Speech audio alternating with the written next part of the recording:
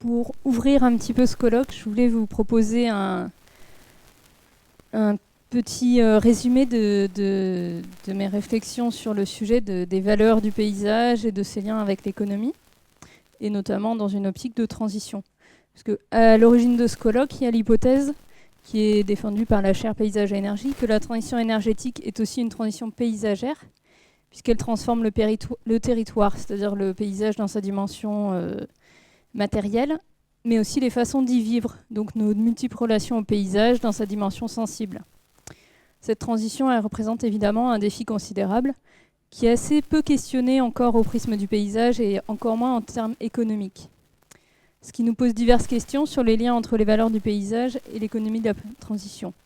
Par exemple, quel modèle économique favoriser pour guider la transition paysagère ? Quels leviers économiques peuvent être mis en place pour appuyer la transition énergétique et paysagère ? Comment le paysage peut entrer dans un schéma économique cohérent et tourné vers la transition ? Depuis la Convention du Conseil de l'Europe sur le paysage, notamment, de nombreux travaux se sont attachés à ces représentations sociales du paysage. Il s'agissait d'aider à la mise en œuvre d'une politique du paysage en tenant compte des valeurs particulières qui lui sont attribuées par les acteurs et les populations concernées. Donc, pour contribuer à cette politique du paysage émergente, des chercheurs qui travaillent dans le champ des sciences humaines ont notamment mis en avant, à partir d'enquêtes, des multiples valeurs que les populations attribuent elles-mêmes au paysage. Une équipe d'anthropologues, notamment, a cherché à distinguer les valeurs qui composent les représentations paysagères. Ils ont identifié différentes valeurs mobilisées par différents acteurs de groupes socio-professionnels divers. On peut citer par exemple des habitants, des forestiers, des agriculteurs, des professionnels du tourisme, des milieux de l'administration ou de la protection de la nature. Dans un ouvrage qui s'intitule « Anthropologie politique du paysage », ils ont identifié 8 valeurs paysagères. Notamment la valeur d'habitat, la valeur récréative, esthétique, sacrée, patrimoniale, marchande, productive, et enfin la valeur écologique et biologique.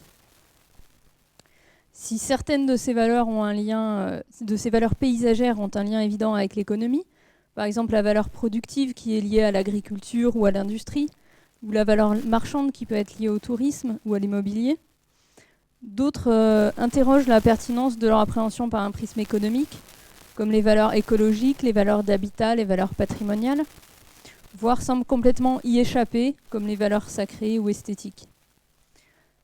Ce que ces travaux mettent en avant et qui est important pour nous aujourd'hui, c'est que les valeurs du paysage sont multiples. À l'interface entre nature et société, les enjeux du paysage sont sociaux, culturels, économiques, environnementaux. Ces valeurs ne peuvent donc pas être réduites à sa seule valeur économique, ou même à l'addition d'une valeur écologique et économique.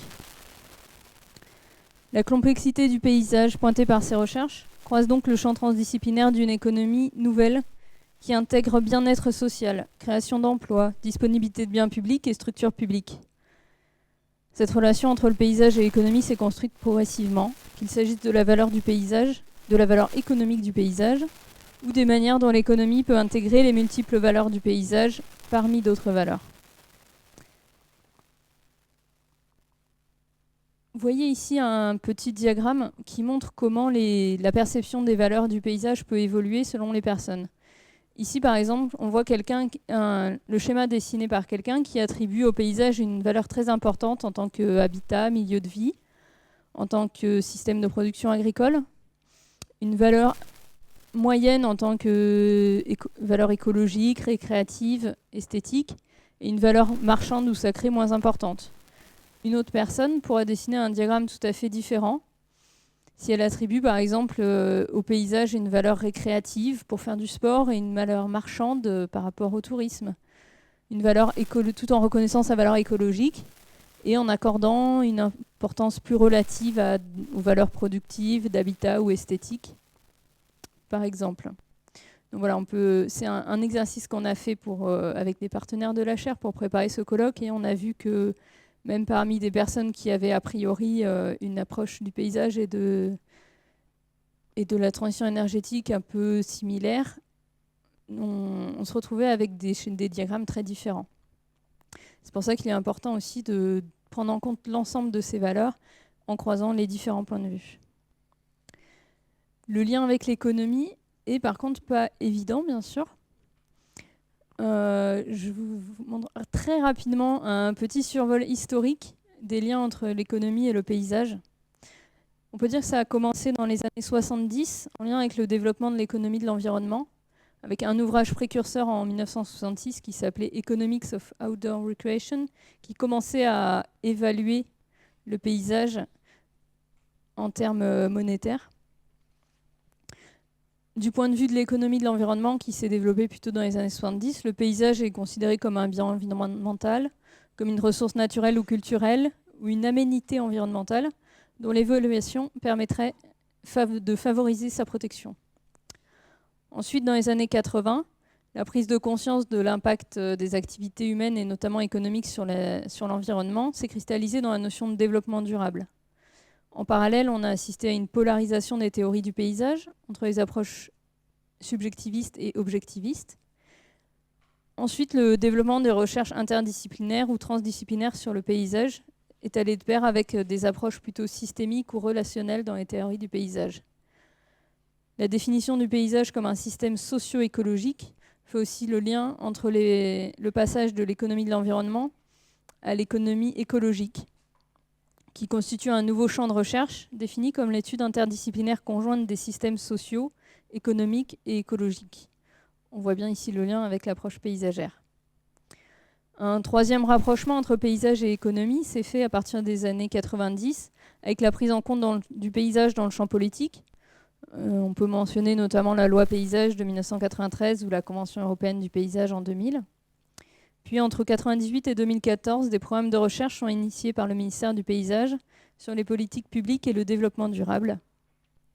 Cette politique a relancé notamment les réflexions sur l'évaluation économique du paysage dans l'objectif d'aider à la prise de décision, avec le développement de méthodes pour prendre en compte la complexité et la multidimensionnalité du paysage, comme l'analyse multicritère ou l'évaluation économique totale. Ce survol fait apparaître trois approches principales dans les liens entre l'économie et le paysage. La première, qui est associée à l'économie de l'environnement, cherche à intégrer le paysage dans les théories économiques standards, en se concentrant sur l'évaluation économique des aménités ou des biens environnementaux, culturels ou paysagers. La deuxième approche est plutôt interdisciplinaire et inspirée de l'économie écologique. Elle cherche à aborder la complexité du paysage en le considérant comme un système à la fois écologique, social et économique. La troisième approche, à visée plus opérationnelle, cherche à prendre en compte le paysage dans les politiques publiques de développement durable par une approche économique aidant à la prise de décision politique. Ces trois approches font donc appel à des principes d'évaluation des valeurs du paysage qui relèvent de critères et de principes économiques différents. Il apparaît notamment aujourd'hui que les théories et les expériences d'économie du paysage qui se sont développées au début des années 2000 et qui semblaient plutôt prometteuses se sont finalement peu développées depuis la fin des programmes de recherche sur le sujet en 2014. L'ambition affichée il y a 10 ans par les coordinateurs de l'ouvrage Analyse économique du paysage de constituer l'économie du paysage comme discipline autonome semble faire long feu. Et il serait intéressant d'en analyser les questions, d'en analyser les raisons. La question reste ouverte et il est évidemment possible que cette problématique de recherche soit relancée dans les années à venir. Cependant, aujourd'hui, on peut déjà voir que les critiques du développement durable peuvent nous donner une piste pour reconsidérer la place de l'économie du paysage et ses possibles évolutions. La notion de développement durable est souvent décrite à partir des trois piliers que sont la société, l'écologie et l'économie et de ses interactions. Les économistes ont notamment établi une distinction entre des modèles économiques à soutenabilité environnementale faible ou forte.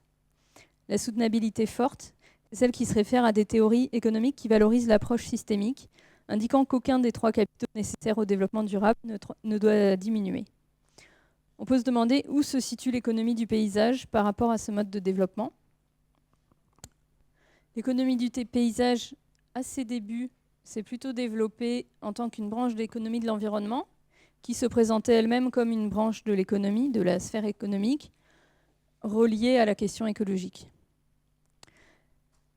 Cependant, le paysage est intégré dans les logiques de l'économie de l'environnement, mais on a pu voir que ce n'était pas forcément ce qu'il y avait de plus efficient en termes d'action pour orienter les processus de développement durable.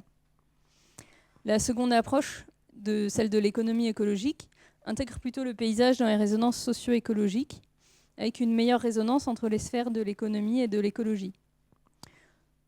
On pourrait donc imaginer replacer l'économie du paysage au cœur des politiques de développement durable, ce qui pourrait peut-être faciliter son opérationnalité, en portant attention à ses relations tant à l'économie écologique qu'à l'économie sociale et solidaire ou à l'écologie politique. Cependant, aujourd'hui, et depuis quelques dizaines d'années, une approche alternative au développement durable émerge qui reconsidère les relations entre ces trois sphères selon une approche plus systémique et plus globale. Selon cette approche, on considère que les systèmes économiques ne constituent qu'un aspect de systèmes sociaux et humains, qui sont eux-mêmes intégrés dans des écosystèmes, des systèmes écologiques qui les englobent et les dépassent, allant de l'échelle d'un écosystème à celle de l'écosphère planétaire. L'économie du paysage, resituée dans cette approche systémique globale, devient une branche d'une économie qui fait partie de la société, qui fait elle-même partie d'un système écologique global. L'intérêt de l'économie du paysage, selon cette approche systémique, réside non pas seulement dans son positionnement à l'intersection de trois sphères, mais plutôt dans sa profondeur potentielle, c'est-à-dire dans son potentiel à rassembler les problématiques économiques, sociales et écologiques de manière transversale. Le colloque de ce jour va nous permettre de voir comment cette approche se déploie dans des recherches et des expériences passées et actuelles, concernant les relations entre le paysage, l'économie et la transition énergétique. Nous avons le plaisir d'accueillir une dizaine d'intervenants qui ont exploré ces questions de différents points de vue. Parmi eux, on trouve des chercheurs de différentes disciplines, géographes, urbanistes, économistes et sociologues, mais aussi d'autres acteurs qui sont en prise avec ces questions dans leur domaine d'expertise, comme l'association France Renouvelable ou une commune engagée dans la transition énergétique. Mon seul regret concernant le programme de ce jour, c'est l'absence criante d'intervenantes au féminin.